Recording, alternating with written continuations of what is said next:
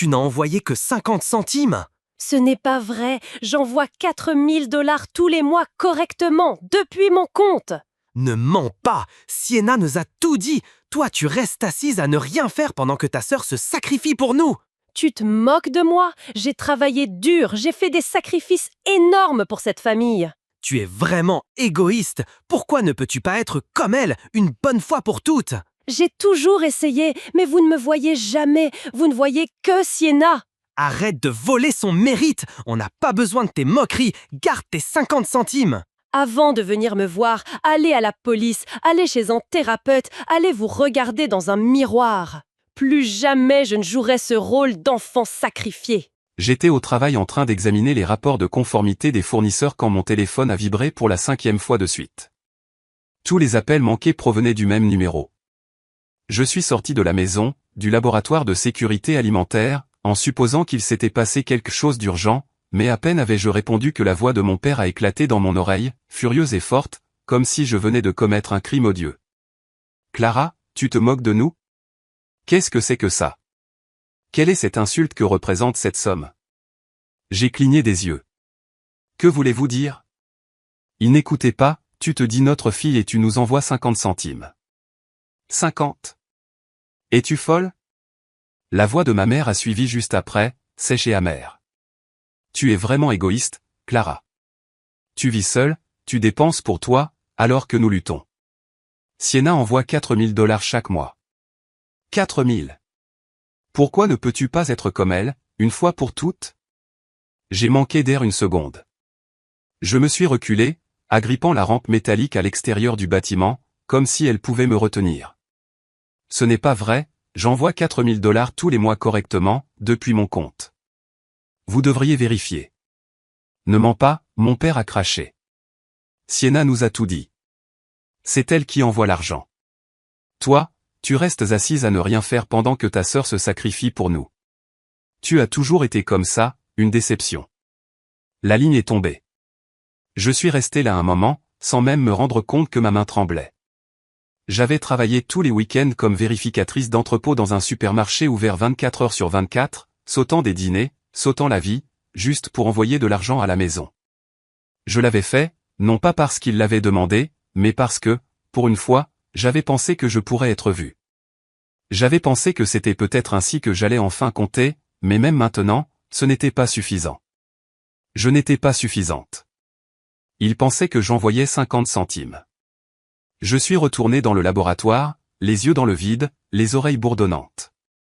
J'ai fixé la feuille d'échantillon devant moi et je n'ai rien vu d'autre que le chiffre de 1 000 $. Mon salaire était juste en dessous de 3 000 $. Je devais couvrir le reste grâce au quart de week-end et à la réduction de mes propres repas, juste pour atteindre ce chiffre, juste pour être vu, et maintenant il crachait dessus. Je m'appelle Clara Monroe. J'ai 28 ans et je suis analyste assurance qualité dans une usine d'emballage alimentaire de taille moyenne à Cincinnati, dans l'Ohio. Je vis seul dans un appartement d'une chambre avec une vue sans intérêt. Je me lève à 5 heures du matin tous les samedis pour prendre le bus pour aller au supermarché où je travaille la nuit dans un entrepôt glacial, et pourtant, d'une manière ou d'une autre, je n'ai jamais été la bonne fille. Sienna, ma sœur cadette de 5 ans, avait toujours été la star, grande, éblouissante, née avec un visage qui attirait les compliments comme les fleurs attirent les abeilles. On l'appelait Angélique depuis la maternelle. Elle avait toujours eu le dernier morceau de gâteau, les nouveaux vêtements, les cours de musique privés. Moi, j'avais les vêtements d'occasion, en silence. Pourtant, je ne m'étais jamais attendu à ce qu'après toutes ces années, après avoir travaillé 2 emplois et vécu de riz et de haricots en conserve, il croit encore que j'étais l'égoïste.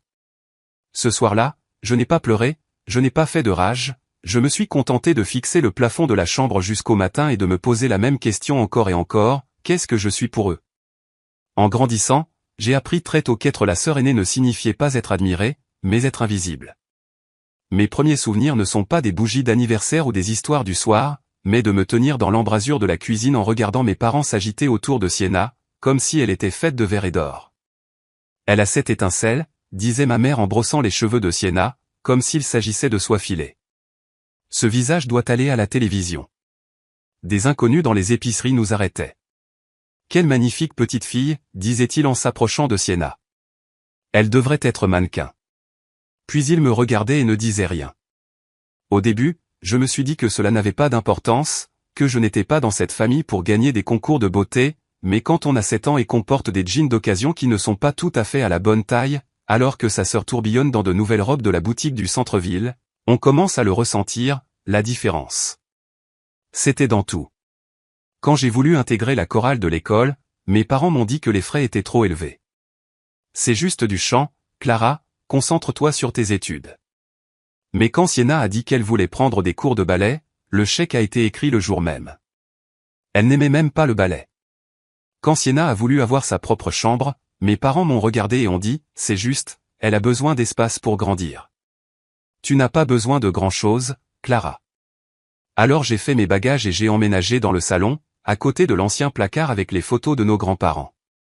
Personne ne m'a demandé si j'étais d'accord, ils ont juste supposé que je comprendrais, parce que c'était toujours le cas. C'est mon grand-père Walter Monroe qui m'a fait sentir que j'étais plus qu'un bruit de fond. C'était lui qui me tenait la main pendant les orages, qui m'apportait des violettes chaque printemps, qui me prenait sur ses genoux et me racontait des histoires de femmes courageuses et de victoires silencieuses.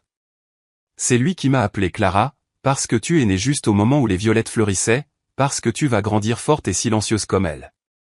Il est mort quand j'avais 9 ans, et à partir de là, il n'y avait plus personne dans cette maison qui me voyait vraiment.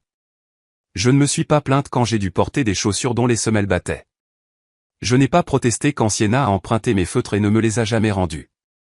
Je n'ai pas pleuré quand elle m'a dit, tu ne peux pas emprunter mes affaires, elles sont à moi, mais je peux utiliser les tiennes, tu t'en fiches. Quand j'en ai parlé, mes parents ont dit la même chose à chaque fois, Clara, laisse tomber, tu es l'aînée, sois mature. Sienna est encore une enfant.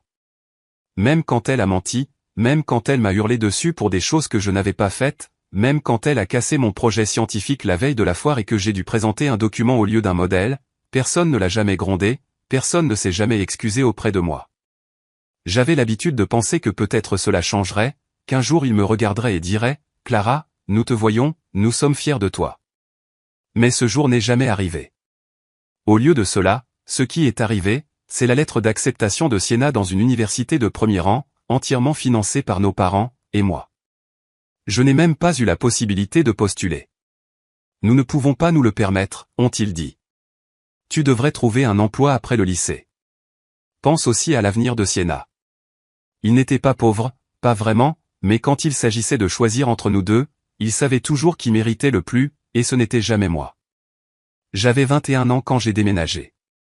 Ce n'était pas par rébellion, c'était une question de survie. J'ai commencé à travailler dans une entreprise d'emballage alimentaire à 3 arrêts de train de la maison et, bien que le salaire ne soit pas terrible, je pensais que si je restais à la maison quelques années, je pourrais économiser suffisamment pour retourner à l'école ou simplement respirer, mais même après le lycée, rien n'a changé. J'étais toujours la pré-pensée, toujours celle qui devait attendre pour prendre une douche, toujours celle qui mangeait seule si Sienna était de mauvaise humeur, toujours celle à qui l'on s'attendait à s'écarter quand sa voix devenait plus forte. Alors, un soir, sans rien dire à personne, j'ai fait 2 valises, j'ai récupéré un micro-ondes d'occasion sur une annonce Craigslist et j'ai loué un studio en centre-ville. Il était petit, il y avait des courants d'air en hiver, le chauffe-eau cliquait comme s'il avait de l'asthme, mais c'était le mien. Vivre seul était la première fois que je me sentais en paix. Je voyais mes parents de temps en temps, lors d'anniversaires, de fêtes, parfois même pas ça, mais j'appelais toujours, j'envoyais toujours des cartes, je me souvenais toujours des anniversaires. Peut-être que je pensais que ce serait suffisant pour prouver que je me souciais toujours. Puis est venu l'appel téléphonique de Sienna. Elle semblait différente, moins performative, peut-être même sincère. J'ai réfléchi, dit-elle. Maman et papa nous ont tout donné. Je veux commencer à redonner. Je suis restée silencieuse. Elle a continué, la voix inhabituellement enthousiaste. Nous devrions envoyer de l'argent, Clara, un merci, juste $4000 par mois entre nous deux. Enfin, je vais couvrir la majeure partie, je gagne plus que toi, mais je pensais qu'on pourrait le faire ensemble. $4000, c'était plus que ce que je payais en loyer et en nourriture réunis. J'ai hésité. C'est beaucoup, Sienna. Elle a gloussé. Le mannequinat rapporte bien, tu sais. J'ai aussi fait quelques boulots d'influenceuse. Et de toute façon, je pense que maman et papa seraient très touchés. On pourrait leur faire une surprise. Oh, et envoyons-le sous un nom amusant, peut-être Rein, pour qu'il ne le sache pas tout de suite. Je n'ai pas compris l'intérêt du secret, mais quelque chose dans son ton, plein d'espoir et de joie, m'a donné envie de croire que Sienna était enfin en train de grandir, que cela pouvait être notre branche d'olivier commune. J'ai accepté. Ce soir-là, j'ai ouvert une application de transfert conjointe et j'ai programmé $2000 pour que mon compte d'épargne soit débité le lendemain matin. Mon salaire était un peu moins de $3000. Cela signifiait que je devrais trouver $1000 de plus chaque mois, alors j'ai accepté un emploi de week-end dans un supermarché voisin, un quart de nuit dans le magasin. Il faisait froid en hiver, humide en été, et ça sentait légèrement l'oignon et l'eau de javel. J'ai arrêté de commander à emporter, j'ai réduit mon forfait téléphonique, j'ai vendu mon vélo, tout pour que les chiffres fonctionnent. Il y a eu des soirs où je suis rentré chez moi, j'ai enlevé mon uniforme et je me suis effondré sur le matelas sans me changer. J'ai mis des alarmes pour étudier en vue d'une certification de consultant en petites entreprises, en espérant pouvoir grimper au travail et finalement gagner plus, mais chaque fois que je sentais la douleur dans mon dos, chaque fois que je comptais les pièces à la caisse, je me disais que ça en valait la peine. C'est ainsi que tu leur prouves que tu les aimes, Clara, c'est ainsi que tu gagnes ta place. Et donc, chaque mois, sans faute, j'envoyais $2000, signé Clara Monroe. Les $2000 restants, je suppose que Sienna les envoyait. C'est ce que nous avions convenu, c'est ce que je croyais. La première fois qu'ils m'ont crié dessus, j'ai pensé que c'était une erreur, un problème de transfert, une incompréhension, mais quand j'ai expliqué, quand je leur ai dit clairement que j'envoyais $2000 chaque mois sous mon nom, mon père a craqué. Ne mens pas, nous savons que c'est Sienna qui envoie $4000. Toi, tu n'as envoyé que 50 centimes. 50 centimes. Au début, j'ai ri, un son creux qui s'est éteint avant d'atteindre mes lèvres. Papa, vérifie les reçus, ai-je dit doucement, vérifie les journaux de transaction. Mais il n'écoutait pas. Ma mère a pris le relais. Son ton était amer, dégoûté. Sienna est intelligente, elle réussit, elle nous envoie ce qu'elle gagne avec fierté, pendant que toi, tu gaspilles de l'argent en te faisant passer pour une martyre. Ils l'ont cru, ils ont cru que Grain, le nom que Sienna avait insisté pour que nous utilisions, était son nom de scène, sa marque de générosité, et quand ils ont vu l'autre virement, le mien, clairement intitulé Clara Monroe, ils ont supposé que c'était l'insulte, la plaisanterie, la monnaie que je leur jetais pour sauver la face. Je me suis souvenu alors de la façon dont Sienna avait ri quand elle avait choisi ce surnom. Envoyons ça sous le nom de Grain, tu sais, quelque chose de joli. Il ne s'agissait pas d'être joli, il s'agissait de voler la vedette, encore une fois. Avant que je puisse dire un mot de plus, mon père a crié, nous n'avons pas besoin de tes moqueries, garde tes 50 centimes. Et puis ils ont raccroché. Je suis restée silencieuse. Mon appartement était sombre, la seule lumière provenant de l'horloge du micro-ondes qui clignotait 1h du matin. Je n'ai pas pleuré, je n'ai pas crié, mais ma mâchoire s'est crispée et quelque chose en moi s'est brisé. J'avais besoin de connaître la vérité. Le lendemain matin, j'ai appelé Harper. Harper Lee n'était pas seulement ma meilleure amie du lycée, elle était l'une des rares personnes à qui je faisais confiance dans ce monde. Elle travaillait maintenant dans le conseil, vive comme toujours, avec une voix de scalpel. Si quelque chose n'allait pas, elle le trouverait. Nous nous sommes rencontrés pour déjeuner dans un restaurant près de son bureau. Je n'avais même pas fini de raconter toute l'histoire qu'elle s'est penchée en arrière dans sa chaise, les bras croisés. Clara, tu es trop gentille. C'est ça ton problème. Tu saignes pour une famille qui ne te donnerait même pas un pansement. J'ai cligné des yeux. Elle a continué, la voix basse et délibérée. Laisse-moi te demander quelque chose, tes parents, sont-ils vraiment fauchés ou sont-ils juste habitués à te culpabiliser pour que tu leur donnes de l'argent? Je veux dire, ils ont dit qu'il y avait des dettes de notre éducation. Harper a ricané. Tu n'as même pas fait d'études supérieures. Sienna a obtenu le diplôme, les nouveaux vêtements, la chambre pour elle seule. Quelle partie des dépenses était pour toi? Je n'ai pas répondu. Harper s'est penché plus près. Sais-tu seulement ce que Sienna fait de son argent ou si elle en gagne seulement? Les mots sont restés dans mon estomac comme de la glace. Plus tard dans la nuit, Harper a rappelé, sa voix était plate. J'ai posé des questions. Sienna n'a pas de vrai boulot, juste des restes de catalogue en ligne. Elle publie des photos rétro de vieilles séances pour faire croire qu'elle travaille et écoute ça. Quelqu'un m'a dit qu'elle disait à ses amis, ma sœur me soutient, je n'ai même pas besoin de travailler à temps plein. Aussi, a ajouté Harper, ton père, il ne travaille pas à temps plein, on l'a vu dans ce casino louche en dehors de la ville et ta mère, elle se vante de son nouveau sac de créateur, Gucci, je crois. Tout à l'intérieur de moi brûlait. J'avais jeûné, travaillé dans des entrepôts glacials, sacrifié le sommeil, les week-ends et la paix pour eux, et ils ont utilisé cet argent pour jouer, pour faire du shopping, pour mentir. Cette nuit-là, j'ai arrêté les paiements et je me suis promis que je ne leur donnerais plus un seul dollar, à moins qu'ils ne sachent ce que cela m'avait coûté de le gagner. 2 mois se sont écoulés. J'ai ignoré les appels, les textos, les messages vocaux culpabilisateurs de ma mère. J'ai bloqué Sienna sur toutes les plateformes. Le silence était la seule langue qu'il me restait, et pour la première fois, il était puissant.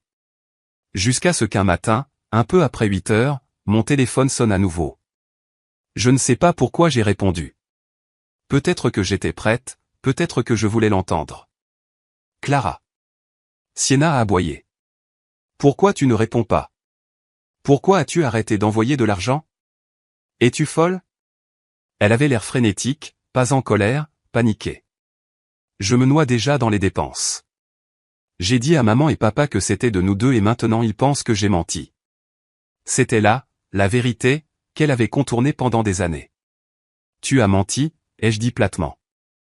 Il y a eu un silence. J'ai continué, calme et lente. Tu as dit que ce serait notre cadeau, à parts égales. Tu ne leur as jamais dit que j'étais celle qui envoyait l'argent, et maintenant tu es fâchée parce que ton histoire s'effondre. Elle a commencé à parler, mais je ne l'ai pas laissée.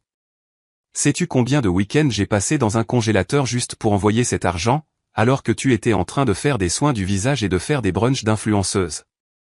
Plus de silence. Je suis au courant des dettes, ai-je ajouté, ou devrais-je dire de l'absence de dettes? Il n'y en a jamais eu, n'est-ce pas? Elle a essayé de se défiler. Tu ne comprends pas, le monde du mannequinat est brutal, je fais de mon mieux. Non, tu ne fais pas de ton mieux, ai-je dit, tu fais ce que tu as toujours fait, utiliser les gens. Puis j'ai raccroché. Mais les conséquences ne faisaient que commencer. Une semaine plus tard, mes parents se sont présentés à mon appartement sans prévenir. Sienna était avec eux. Leur visage était tiré, fatigué, mais leurs yeux se sont illuminés à la seconde où j'ai ouvert la porte. Clara, te voilà, s'est exclamée ma mère, comme s'il s'agissait de retrouvailles et non d'une reddition de compte. Nous essayons de te joindre, a ajouté mon père. Nous avons besoin de ton aide, juste un peu. Pour nous sortir de cette mauvaise passe. Sienna se tenait derrière eux, les lèvres tremblantes. S'il te plaît, j'ai fait une erreur, je pensais pouvoir y arriver, je pensais que la nouvelle agence était réelle. Je l'ai regardée fixement. Quelle agence? Elle a baissé les yeux, puis tout s'est déversé. Sienna avait été repérée, pensait-elle, par une agence de talent haut de gamme à New York. Il lui avait promis un rôle principal dans un film indépendant et un contrat si elle pouvait payer des frais d'investissement d'entrée. Alors, naturellement, elle a demandé de l'aide à nos parents. Mon père a renoncé à son fonds de retraite anticipé, ma mère a contracté un prêt personnel, Sienna a transféré l'argent, puis le silence. Personne de l'agence n'a jamais rappelé, pas de contrat, pas de contact. C'était une arnaque, et ils avaient tout perdu. La maison a dû être vendue pour couvrir les défauts de paiement du prêt. Ils ont emménagé dans un complexe d'appartements en ruine à l'est de la ville. Mon père a trouvé des emplois temporaires pour joindre les deux bouts. Ma mère a commencé à nettoyer des bureaux. Sienna, sans emploi, humiliée, a navigué entre les boîtes de nuit en essayant de gagner des pourboires en tant qu'hôtesse, mais son attitude la rendait impossible à garder. Ils étaient venus me voir en dernier recours, et je les ai regardés comme des inconnus. Vous avez gaspillé ma confiance, vous avez choisi ces mensonges plutôt que ma réalité, et maintenant vous êtes mon aide? Ma mère a tressailli, la mâchoire de mon père s'est crispée. Sienna a murmuré, s'il te plaît, Clara, nous n'avons personne d'autre. Je les ai fixés pendant longtemps, puis j'ai dit sans ciller, avant de venir me voir, allez à la police, allez chez un thérapeute, allez devant le miroir. Et puis, pour la 2e fois cette année, j'ai fermé la porte devant leur visage. Le coup est revenu, plus fort cette fois, plus désespéré. Je n'ai pas répondu. J'ai regardé de derrière le rideau alors qu'ils restaient là, à se déplacer sur le porche, comme s'ils appartenaient encore à quelque chose. Mon père regardait sa montre, ma mère chuchotait quelque chose à l'oreille de Sienna. Sienna se contentait de regarder le sol comme un enfant qui réalisait enfin qu'il ne restait plus de jouets à casser. Finalement, ils sont partis, mais pas avant de glisser une enveloppe sous la porte. À l'intérieur, il y avait une seule feuille de papier, écrite à la hâte. Non, chère Clara, non, nous sommes désolés, juste une liste de chiffres et une dernière ligne griffonnée au bas, nous utiliserons l'épargne de ton grand-père si tu refuses d'aider. Considère ceci comme ta dernière chance. Mon sang s'est glacé. Cet argent n'était pas le leur, il n'était même pas pour eux. Grand-père Walter l'avait laissé dans une fiducie en mon nom quand il est décédé. Il avait vu quelque chose en moi à l'époque, quelque chose qu'il voulait protéger, quelque chose qu'il voulait faire survivre, et maintenant il voulait même m'arracher ça. Je n'ai pas hésité. Je suis allé à la banque le lendemain matin et j'ai transféré le montant total sur un compte de placement garanti sous verrouillage juridique. J'ai changé de numéro. J'ai informé mon propriétaire de ne pas transférer quoi que ce soit provenant d'expéditeurs inconnus. J'ai supprimé tous les anciens messages vocaux, tous les textos, et puis j'ai respiré. Il ne s'agissait plus seulement d'argent, c'était de finalement se lever et de dire, plus jamais, plus de semblant, plus d'essais, plus de croire que si je les aime plus fort, ils finiront par me voir. Ils ne le feraient jamais. Je n'étais pas leur fille, j'étais leur ressource, leur pensée secondaire, leur plan de secours quand le charme de Sienna ne rapportait pas. Alors j'ai arrêté de jouer le rôle, j'ai arrêté de répondre à la version de Clara qu'ils avaient créée dans leur tête. Des semaines se sont écoulées, puis des mois. Le silence est devenu un confort, pas une punition. Je me suis concentré sur le travail. J'ai passé l'examen de certification pour lequel j'étudiais et j'ai réussi avec les meilleurs résultats. Harper m'a aidé à postuler dans une nouvelle société de conseil à Columbus, plus grande, meilleure rémunération, avec de réelles possibilités de croissance. Ils m'ont embauché en tant que chef d'équipe. J'ai emménagé dans un appartement ensoleillé près de la rivière, du genre avec des planchers de bois franc et un petit balcon où je pouvais cultiver des violettes, comme celles que grand-père aimait. Un après-midi, alors que je déballais une boîte de livres, mon téléphone a vibré. C'était un message de Harper, « Tu as parcouru un long chemin, j'espère que tu le vois. » J'ai regardé l'écran pendant un long moment, puis j'ai répondu, « Oui, je le vois. » Pour la première fois, je le vois vraiment. Et je le pensais. 5 ans plus tard, je repenserai à ce jour comme au véritable commencement de ma vie, pas au jour de ma remise de diplôme, pas au jour où j'ai déménagé, mais au jour où je me suis choisi, au jour où je les ai laissés partir et où je me suis vu m'élever dans le silence qu'ils ont laissé derrière eux. 5 ans, c'est le temps qui s'était écoulé depuis que j'avais entendu leur voix pour la dernière fois. Pendant ce temps, j'ai été promu 2 fois, j'ai encadré 3 analystes juniors, j'ai construit un petit jardin sur le balcon de mon appartement et j'ai appris à faire du pain maison, j'ai voyagé, j'ai lu, j'ai ri plus que je ne l'aurais jamais cru, et je ne me suis jamais retourné une seule fois. Jusqu'au mariage de Harper. C'était un après-midi chaud d'octobre à Miami, le ciel était comme de la soie, la brise soufflait sur l'océan avec juste assez de sel pour vous rappeler où vous étiez. La cérémonie s'est déroulée dans une chapelle en bord de mer, petite mais radieuse, remplie de musique douce et du genre de rire qui ne viennent que des gens qui s'aiment vraiment. Harper était magnifique, sa robe simple, ses yeux plus brillants que je ne les avais jamais vus. Elle avait toujours été la forte, celle qui ramenait les gens du bord du gouffre, celle qui me rappelait que l'amour n'avait pas à être quelque chose que l'on suppliait. Son mari Michael était gentil, patient, le genre d'homme qui n'avait jamais besoin d'être le plus bruyant de la pièce. Ensemble, ils ressemblaient à une promesse enfin tenue. Alors que la réception prenait un rythme de toast et de land dance, Harper s'est approchée et m'a pris la main. « Clara » a-t-elle souri, « il y a quelqu'un que je veux te présenter. » Je l'ai suivi jusqu'au bord de la terrasse où un grand homme se tenait à observer l'océan, costume couleur tan, légère barbe, sourire qui vacillait avant même qu'il ne se tourne pour me faire face. « Voici Nick » a dit Harper en me poussant, architecte, cœur d'or, a un faible pour les violettes, apparemment. Nick a ri, le son bas est facile. Juste parce que ce sont des fleurs têtues, elles fleurissent tranquillement, même quand personne ne regarde. J'ai haussé un sourcil. Ça sonne familier. Il m'a regardé et je jure que pendant un instant, j'ai eu l'impression que le monde s'était arrêté.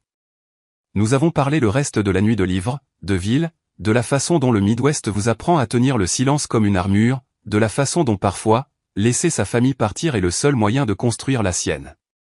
Il ne m'a pas demandé ce qui s'était passé, et je ne l'ai pas dit. Certaines choses n'ont pas besoin d'être expliquées pour être comprises.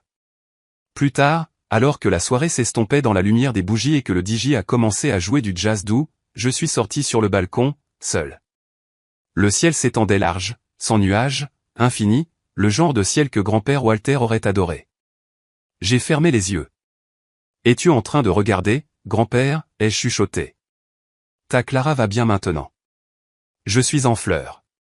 Comme tu l'as dit, j'allais le faire. Quelque part au loin, une cloche a sonné doucement. J'ai souri.